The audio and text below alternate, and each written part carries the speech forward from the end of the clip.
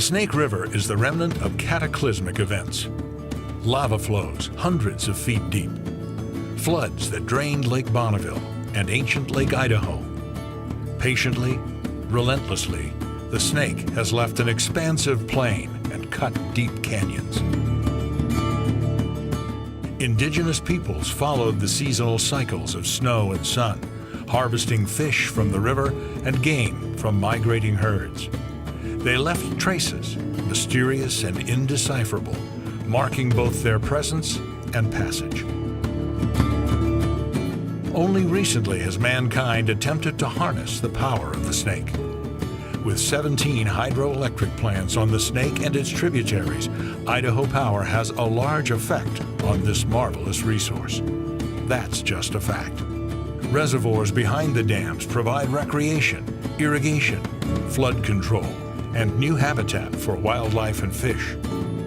The river's chemistry is changed by runoff from agriculture, industry, and population centers.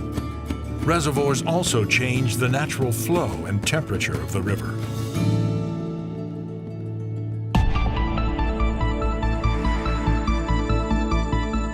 Idaho Power has successfully renewed its federal license to operate the Swan Falls Power Plant. Attention is now focused on obtaining licenses for the 3 power plants that make up the Hells Canyon complex. The company's Pacimiroy and Niagara Springs hatcheries have been extensively renovated and now use the latest in fish rearing technologies, water purification, temperature control, and waste treatment. In operation since the 1960s, these facilities support the continuing survival of anadromous fish such as steelhead trout and spring and fall Chinook salmon. Fish on. Work will soon begin at the company's other 2 hatcheries, Oxbow and Rapid River. While company representatives work with property owners to reduce irrigation runoff into the Snake River, an experimental project at Bayha Island is breaking new ground. Tests are evaluating how deep river channels and planting of shade trees might affect the river.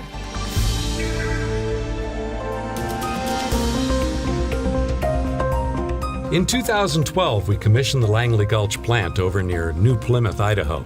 More than 4 years of planning, preparation, public involvement, and finally construction have brought us here to the dedication of a clean, efficient, modern power plant that will serve Idaho Power well into our company's 2nd century.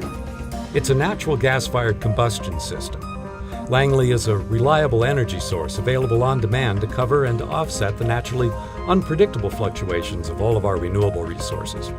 And we got ourselves into a bit of a public relations battle over all of this. With large-scale solar and wind projects coming online, Idaho Power maintains its customers are paying high prices for energy they do not need. New provisions update the rates its customers pay for non-traditional electricity generation and adjust the length of guaranteed contracts with certain providers.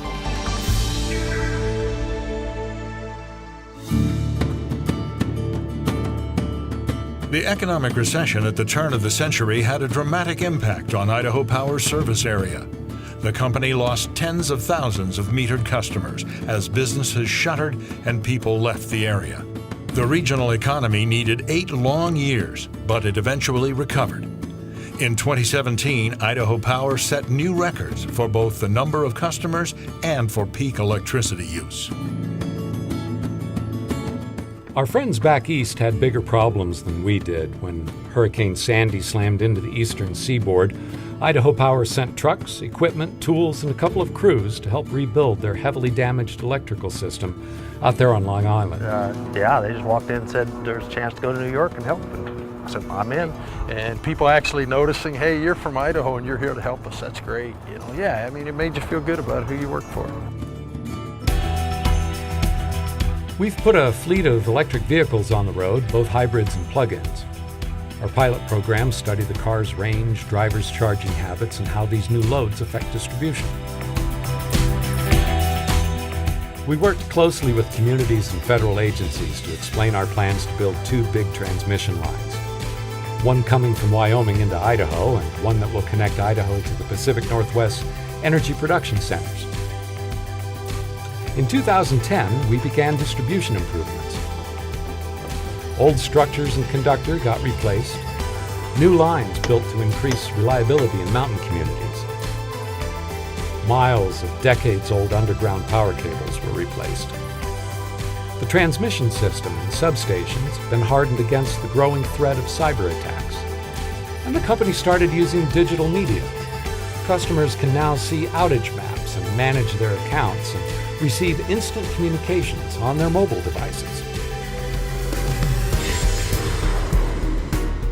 As domestic natural gas prices fell and regional surplus energy became available, Idaho Power's board of directors took a hard look at its interests in 3 coal-fired plants. Ramping down and closing 5 of the 7 units could be accomplished as early as 2025. This bold move would reduce Idaho Power's carbon production dramatically. On August 1st, 2016, Idaho Power's management enthusiastically rang the closing bell at the New York Stock Exchange, marking the day 100 years earlier when the company was created. To celebrate Idaho Power's centennial, an exhibit toured the service area. Libraries and other public gathering places, including the state capitol, hosted the traveling display that featured historic photographs and artifacts. In the early years, Idaho Power was an aggressive promoter of electricity consumption. The tiny company evolved into a regional corporation focused on safety, reliability, environmental protection, energy conservation, emerging technologies, a diverse employee base, and the development of a wide range of energy resources.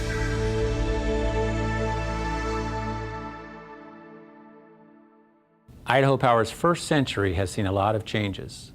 From a handful of small hydro dams to a modern, diversified utility serving more than 1 million people. We have faced challenges every step of the way and gotten stronger with each passing decade. We have grown up with Idaho. Our employees have been part of their communities, deeply rooted in the area we serve and committed to the success of the region's businesses, farms, and families. We are on the verge of big changes. While our dams remain the backbone of our system, making us green before green was popular. We will continue to care for and maintain the resources we have, but we also need to position ourselves to integrate and manage ongoing innovations in the new energy future. While our generation's legacy is still to be determined, one thing is certain. We will honor our past and embrace our future with the same enthusiasm, innovation, and passion as those that came before us.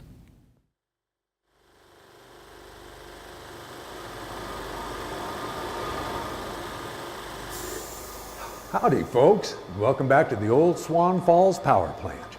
Hey, you may recall that this chronicle began right here a century ago. When the newly created Idaho Power took over this facility in 1916, the company hired a photographer out of Boise. Now, he and his partner drove their Chevrolet Coupe from the railroad yards in Pocatello clean across the state to the Cornucopia Mine, away up there in the Oregon wilderness. Along the way, Mr. Sterrett photographed the cities and towns served by that young company. Every substation, power plant, and pumping station, Southern Idaho, exactly as it was in May of 1919, preserved forever. Idaho looked pretty good. Word spread and folks moved in. Population increased, so did the need for electricity. And as Idaho Power made more energy available, well, industry, mining, timber, agriculture, and the cities grew right along too. Folks used more and more electricity. For the last several months, you've been following the history of Idaho Power.